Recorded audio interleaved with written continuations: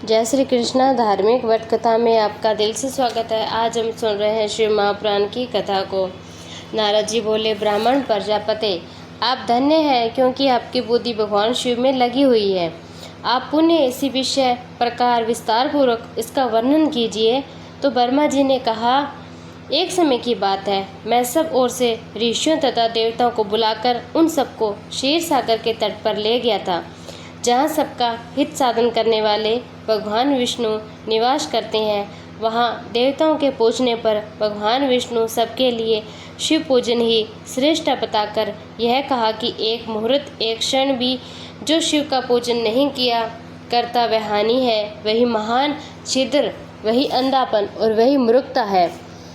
भगवान शिव भक्ति में तत्पर जो मन से उन्हीं को प्रणाम, उन्हीं का चिंतन करते हैं, वे कभी दुख के भागी नहीं होते हैं। जो महान सौभाग्यशाली पुरुष मनोहर भवन सुंदर आभूषणों से भूषित स्त्रियां, जितने भी समन को संतोष हो उतना धन पुत्र आदि आरोग्य सुंदर शरीर अलौकिक प्रतिष्ठा स्वर्गीय सुख अंत में मोक्ष रूपी फल अथवा परमेश्वर शिव की भक्ति चाहते हैं, वे पुण्य जन्मों के महान पुण्य से भगवान सदाशिव पूजा अर्चना में प्रवृत्त होते हैं।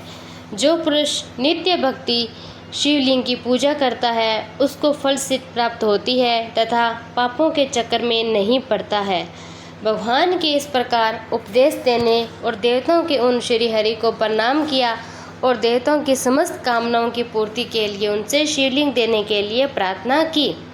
हे मुनि श्रेष्ठ, उस प्रार्थना को सुनकर जीवों के उद्धार में तत्पर रहने भगवान विष्णु विश्वकर्मा को बुलाकर कहा, हे विश्वकर्मा, तुम मेरी आज्ञा से संपूर्ण देवताओं को सुंदर शिवलिंग का निर्माण करके दो। तब विश्वकर्मा ने मेरी श्री हरि आज्ञा के अनुसार उन देवताओं को उनके अधिकार के अनुसार शिवलिंग बनाकर दिए। हे मुनि श्रेष्ठ, किस देवताओं को कौन सा शिवलिंग प्राप्त हुआ है, इसका क्या वर्णन है, आज मैं आपसे कह रहा हूँ। सुनो। इंद्र पद्राग मणि के बने हुए शिवलिंग और कुबेर सुमर्ण्य लिंग की पूजा करते हैं। धर्म प्रीतमणि मुखराज के बने हुए लिंग की तथा वरुण श्याम वर्ण के शिवलिंग की पूजा करते हैं। भगवान विष्णु इंद्रिय तथा ब्रह्मा लिंग की पूजा करते हैं। शिव वेद गण चांदी के शिवलिंग की, वसुगण पीतल के बने हुए शिवलिंग की तथा दोनों अश्विनी कुमार पार्थिव लिंग की पूजा करते हैं। लक्ष्मी देवी लिंग की, आदित्य गण ताम्रमय लिंग की, राजा सोम मोती के बने हुए शिवलिंग की और अग्नि वज्र हीरे के लिंग की उपासना करते हैं।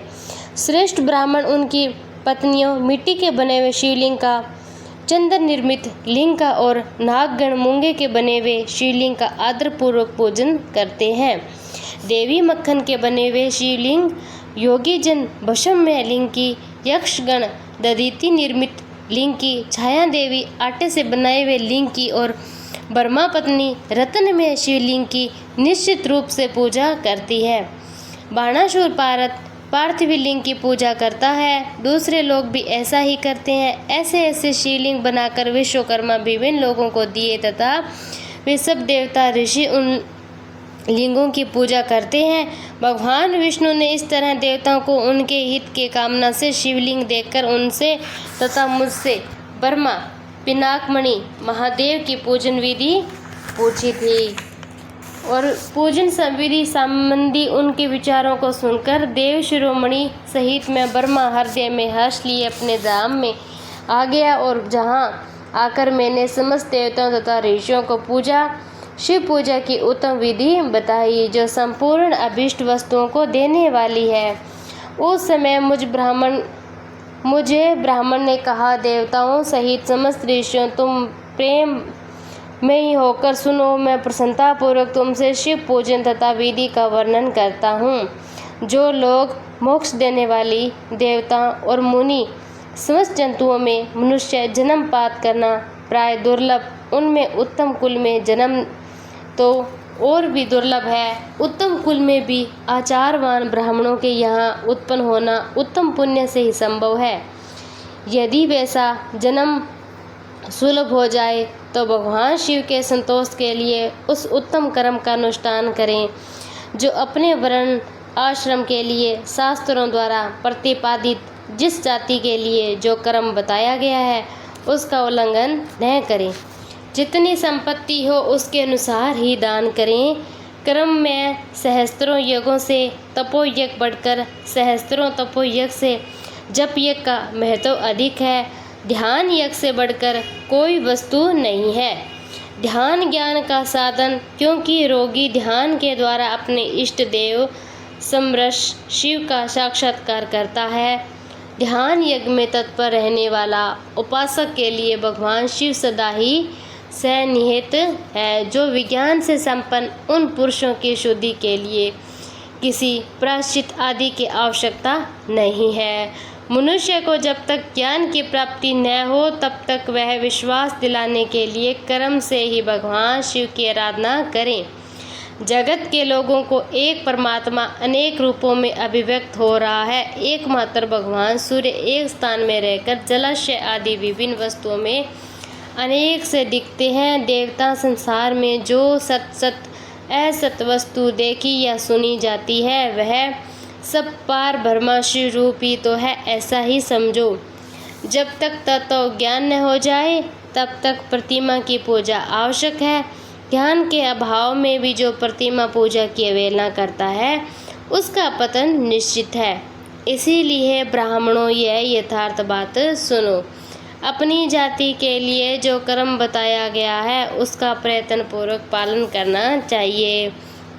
जहाँ जहाँ यथार्थवर्त भक्ति हो उस आराध्य देव का पूजन आदि अवश्य करना चाहिए, क्योंकि पूजन और दान आदि के बिना पादक दूर नहीं होते। जैसे मेले कपड़े में रंग बहुत अच्छा नहीं चढ़ता, किंतु जब उसे धोकर स्वच्छ कर लिया जाता है तो उस पर सब रंग अच्छी तरह से चढ़ जाते हैं। उसी प्रकार देवताओं की भली भांति पूजा से जब त्रिदेव शरीर पूर्णतः निर्मल हो जाता है तभी उस पर ज्ञान का रंग चढ़ता है और तभी विज्ञान का प्राकट्य होता है। जब विज्ञान हो जाता है तब भेद भाव की निवृत्ति हो जाती है। भेद की संपूर्णता निवृत्त हो जाने पर द्वंद्व दुख दूर हो जाते हैं। द्वंद्व दुख से रहित पुरुष शिव रूप हो जाता है। मनुष्य जब तक गृहस्थ आश्रम में रहे तब तक 5 देवताओं की तथा उनमें श्रेष्ठ भगवान शंकर की प्रतिमा का उत्तम प्रेम के साथ पूजन करें, जो सबके एकमात्र मूल है। उन सबकी शिव की पूजा सबसे बढ़कर है, क्योंकि मूल के सींचे जाने पर शाखा स्थानीय संपूर्ण देवता तृप्त हो जाते हैं। अतः जो संपूर्ण मनवांछित फलों का पाना चाहते हैं वह अपने अभीष्ट तथा सिद्ध के लिए समस्त प्राणियों के हित में तत्पर रहकर लोक कल्याणकारी भगवान शंकर का पूजन करना चाहिए। तो वर्मा जी कहते हैं, अब मैं पूजा की सर्वोत्तम विधि बता रहा हूँ जो समस्त अभीष्ट सुखों को सुलभ कराने वाली। देवताओं तथा ऋषियों, तुम ध्यान देकर सुनना। उपासक को चाहिए कि वह ब्रह्म मुहूर्त में शयन से उठकर जगदम्बा पार्वती सहित भगवान शिव का याद कर हाथ जोड़कर समस्त झुकाकर भक्ति पूर्वक उससे प्रार्थना करे। उठिए उठिए मेरे हृदय मंदिर में शयन करने वाले देवता, उठिए उमाकांत, उठिए ब्रह्मांड में सबका मंगल कीजिए। मैं धर्म को जानता हूँ किंतु मेरी उनमें प्रवृत्ति नहीं होती। मैं अधर्म को जानता हूँ परंतु मैं उनसे दूर नहीं हो पाता। महादेव, आप मेरे हृदय में स्थित होकर मुझे जैसी प्रेरणा देते हैं वैसा ही मैं करता हूँ।